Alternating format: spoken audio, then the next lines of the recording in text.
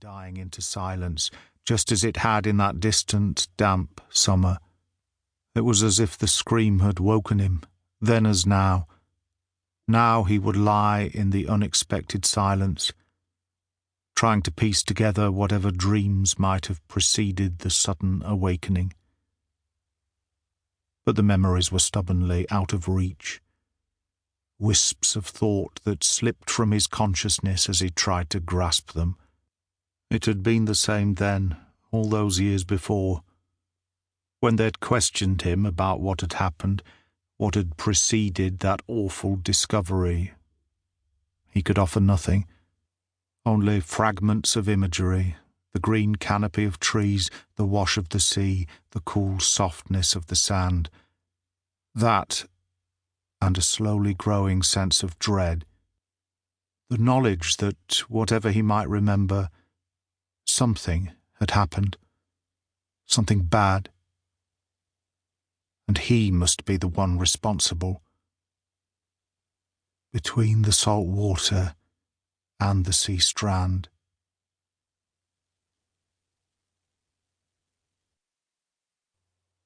Chapter 2. Now. DCI Kenny Murrain stood on the hilltop at the edge of the road, staring down into the valley.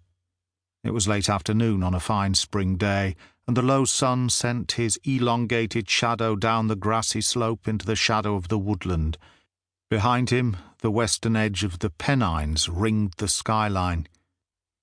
He was hoping for something up here, some feeling or sensation he could use that would give him some direction. But so far there had been nothing. No trace of the familiar electricity. Just a mental silence as empty as the blue sky above. The young boy's body had been found just outside their jurisdiction. They were just over the border into Derbyshire here. But the Derbyshire police had been fully cooperative and sent over all the requisite paperwork, so he'd been able to confirm the details. As far as he could judge, they'd handled the scene and the follow-up with the same thoroughness Murrain would have expected of his own colleagues. The remains had been discovered by the farmer who owned the fields on this side of the road. Murrain could see the roof of the farmhouse on the far side of the trees, a thin plume of white smoke rising from its chimney. He'd make his way over there later and introduce himself. The farmer had already given a statement detailing how he'd stumbled across the body while out checking the fences that bordered his land. One question was, why here? It was a remote enough spot, admittedly, the first stretch of open moorland after leaving the densely packed stone cottages of the village below. This might be the spot you'd pick if you were in a hurry, panicking about what you'd done, or what you were going to do next. But it was, in every sense, close to home. Close enough that they perhaps couldn't yet even be absolutely sure this was even the crime they suspected. It was unlikely, given the circumstances, but it was still conceivable that the whole thing was just a dreadful accident. For Murrain, it was also an odd coincidence. 3 years earlier, he had been standing, well, not quite on this exact spot, but a half-mile or so further up the same road, gazing into this same valley. Then, as now, he'd been speculating as to how a dead body had ended up among that stretch of woodland.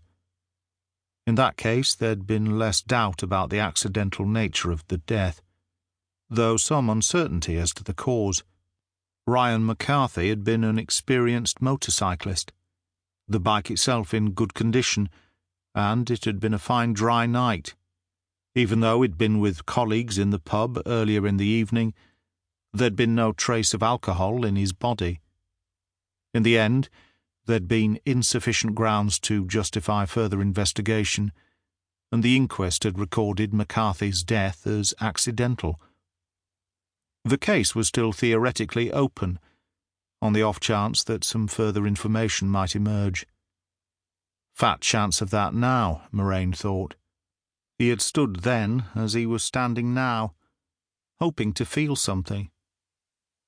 It had been a little earlier in the year.